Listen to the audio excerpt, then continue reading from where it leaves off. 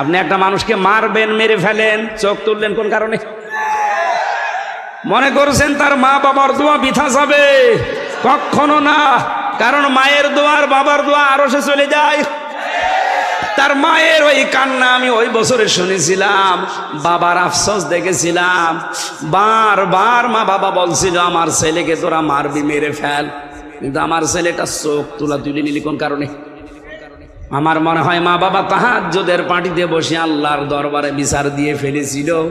ওই বিচার আমার আল্লাহ এখনো পর্যন্ত ভুলে যায় নাই।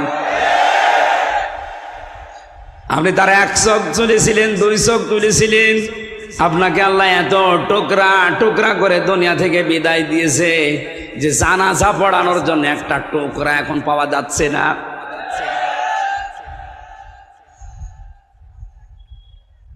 ভোলাবাসী যুবতী মেয়েটা ডাক দিয়ে বলে, খলিফা আমি চিন্তা করলাম দুনিয়াতে আমি হত্যা করলাম, হত্যার বিচার যদি না হয় তাহলে কিয়ামতে আল্লাহ বিচার ডবল করে করবে।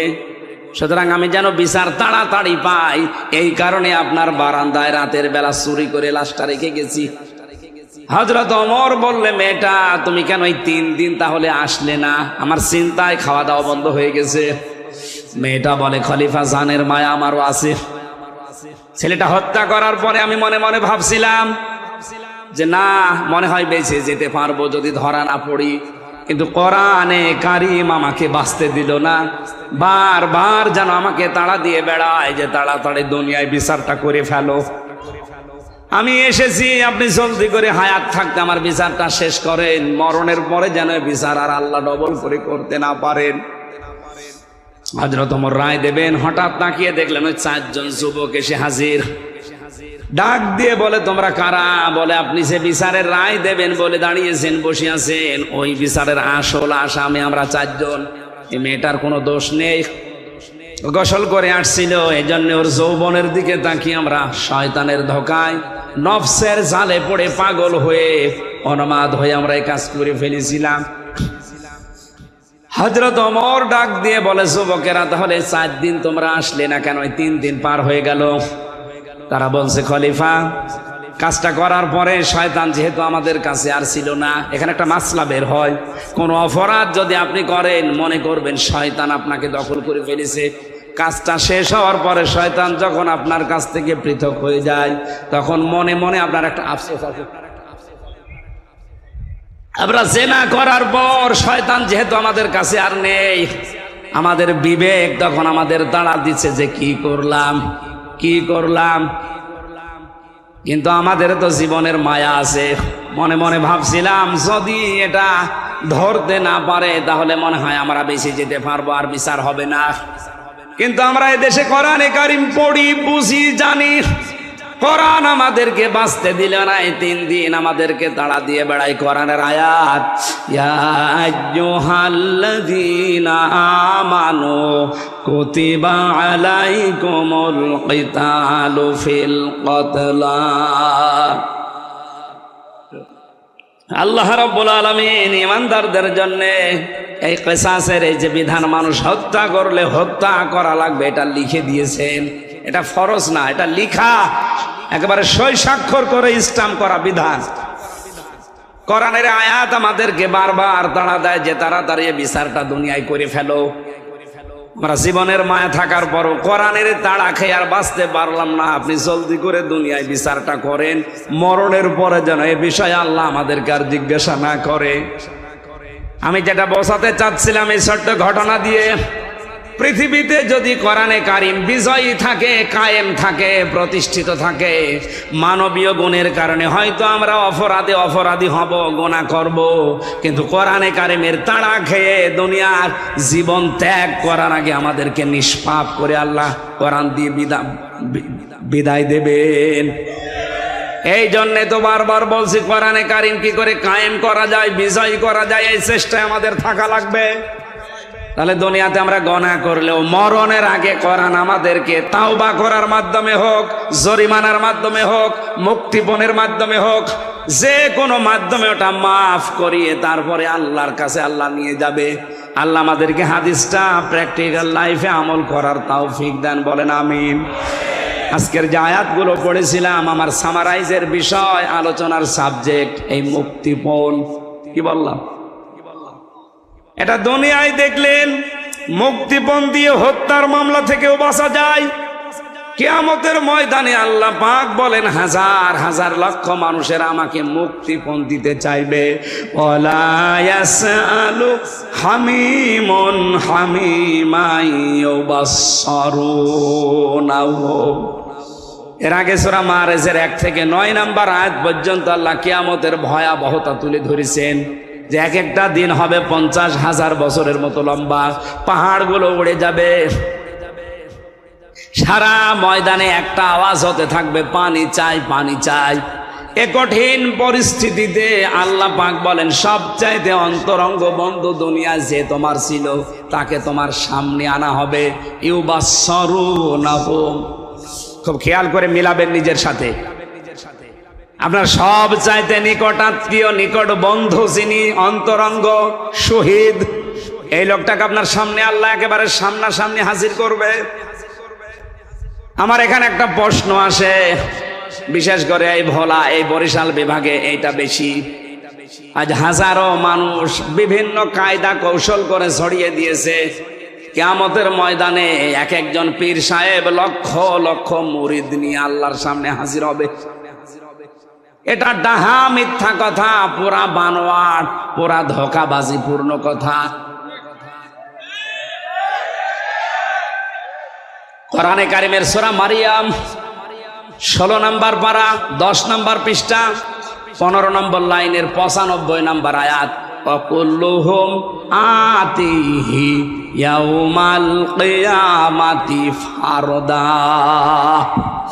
আল্লাহ পাক বলেন কিয়ামতে প্রতিটি মানুষকে আমি আল্লাহর সামনে যখন হাজির করব বিচারের জন্য, প্রত্যেকটি মানুষ উঠবে স্রেফ একা একা। কয়জন করি? এই আয়াত আমি বানালাম। বলেন, যারা বলে লক্ষ লক্ষ মুরিদ নিয়ে আমার বাবা জান দাদা জান উঠবে, এটা বানানো কথা নয়। এই আয়াতের পুরা সাংঘর্ষিক। কিয়ামতে আপনি আল্লাহর কাছে উঠবেন স্রেফ একা একা, কেউ থাকবেন আপনার সাথে।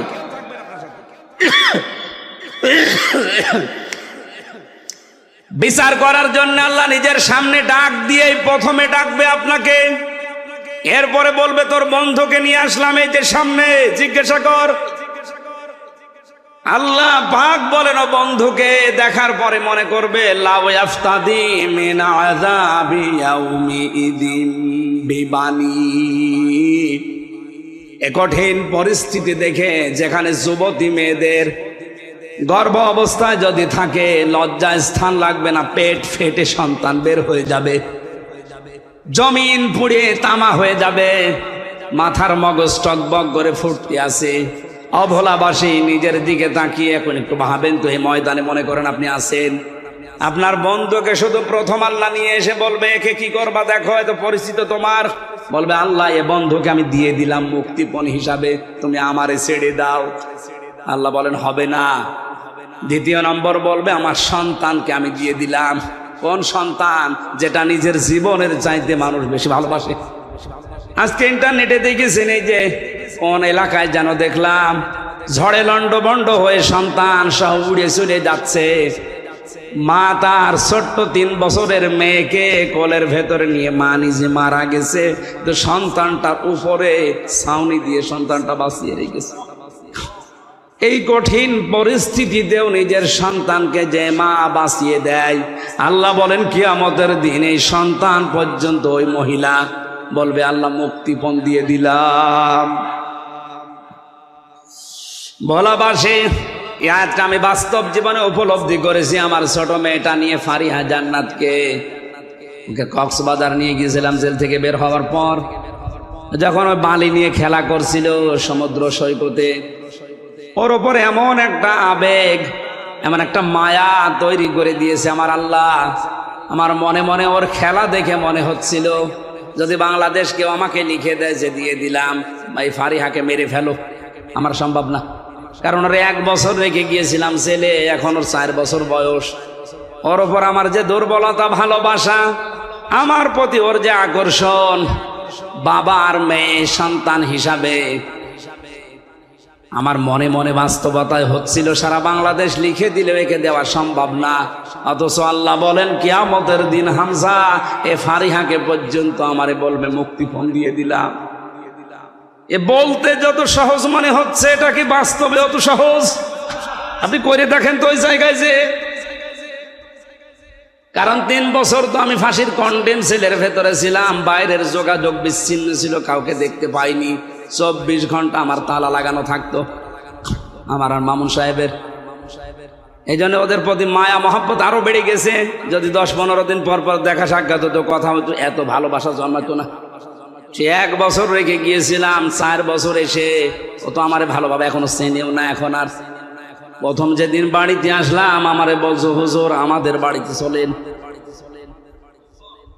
কারণ ও আমারে চিনতে পারে না, মনে করছে এরকম হুজুর তো বহু আসে, মনে হয় এরকম একটা হুজুর।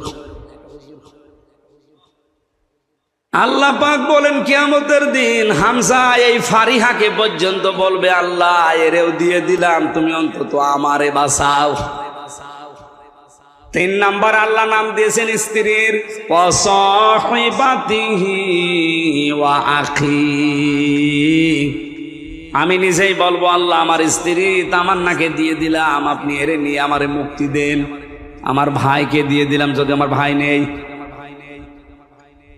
ফাসিলাতি হিল্লাতি তওবে, সে আমাকে যারা আশ্রয় দিত, রাজনৈতিক, সামাজিক, পারিবারিক, দলীয় বিভিন্ন কায়দায় যারা আমাকে আশ্রয় দিয়েছে, আমার মামলার বিষয়ে যারা লড়ালড়ি করেছে, নড়াচড়া করেছে, আমাকে এখনো যারা বিভিন্ন জেলায় গেলে আশ্রয় দেয়, সবগুলো কিয়ামতের দিন আমি বলবো আল্লাহ সব দিয়ে দিলাম।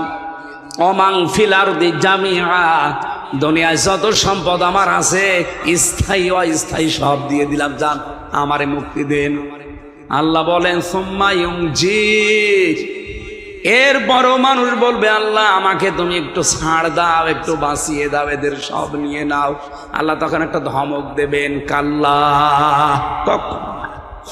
ইন্নাহা লাযা, তোর আমি লাজাই দেব। কোন জায়গায় লাজা? কি জাহান্নামের একটা দরজার নাম লাজা। ভোলাবাসী এখানে একটা নিরসন হওয়া দরকার। অনেকে মনে করেন জাহান্নাম 7টা, জান্নাত 8টা। না, জান্নাতও একটা, জাহান্নামও একটা, কিন্তু এর স্তর, এর শ্রেণী আছে আলাদা আলাদা। আমি পড়া কোরআনে জান্নাতের স্তর পেয়েছি 100টার উপরে, আর জাহান্নামের স্তর 7টার উপরে পেয়েছি। কিন্তু স্বাভাবিকভাবে আমরা জানি জাহান্নামের দরজা স্তর কয়টা? এইটা তো আমি বানালাম নাকি? সূরা হিজর 14 নম্বর পারার 3 নম্বর পৃষ্ঠার 7 নম্বর লাইনের 44 নম্বর আয়াতের শেষের দিকে আছে, লাহা সাবাতু আবওয়াব লিকুল্লি বাবিম মিনহুম জুজউম মাকসুম। জাহান্নামের দরজা 7টা। জাহান্নামের দরজা বলেন, দুনিয়ায় যে যে ধরনের অপরাধ করবে কিয়ামতের দিন আল্লাহ তাকে ওই দরজা দিয়ে প্রবেশ করিয়ে শাস্তি দেবে। এখানে যে দরজার নাম আছে, নাম কি? আরো জোরে, লাজা। বলেন বলেন। এই কথাগুলো মুক্তিপণ হিসাবে আল্লাহ এই বিষয়গুলো দেওয়ার কথা বলছিলেন। হঠাৎ বলতে বলতে আলোচনার ধরন পাল্টিয়ে ফেলেছেন, ধমক সূচক শব্দ দিয়েছেন, কাল্লা, কখনো না, একটাও তো নেব না, তোরে লাজায় দেব। কি লাজা? নাযাআতাল লিশাওয়া, যেখানে গেলে আগে চামড়া খসে যাবে। ও ভোলাবাসী, পৃথিবীতে এমন কোন ঘর আপনি দেখেছেন বা শুনেছেন যেখানে গেলে এই চামড়া খসে যায়? না, আমি পাইনি। রিমান্ডে আমি 10 দিন ছিলাম। ভয়ঙ্কর ভয়ঙ্কর জায়গা আমাকে তারা দেখিয়েছে। যে সমস্ত জিনিস নিয়ে এই নখ তুলে ফেলে, ওই জিনিসগুলো আমি দেখেছিলাম। আমারও বলছিল আপনার তুলবো, যে মাটির নিচে ভয়ঙ্কর যে ঘরগুলো আছে, জায়গাগুলোকে আমি দেখেছি। 12 ঘন্টা আমারে একেবারে হাত উপরে দিয়ে চোখ কালো কাপড় দিয়ে বেঁধে পেছনে বেঁধে দাঁড় করিয়ে রেখেছিল। কঠিন কঠিন শাস্তি আমিও পেয়েছি, কিন্তু আমার চামড়া খসেনি। বুঝেছি? 3 বছর যে অবস্থায় ছিলাম, খাওয়া দাওয়ার ঠিক ছিল না, চিন্তা পেরেশানিতে, তারপরও আমার চামড়া খসেনি। আল্লাহ পাক বলেন নাজ্জাআতাল লিশাওয়া, তোরে এমন ঘরে ঢোকাবো এই লাজায় ঢুকতে দেরি, চামড়া খসতে দেরি হবে না। আপনার কথাগুলো কি হাসি মনে হচ্ছে?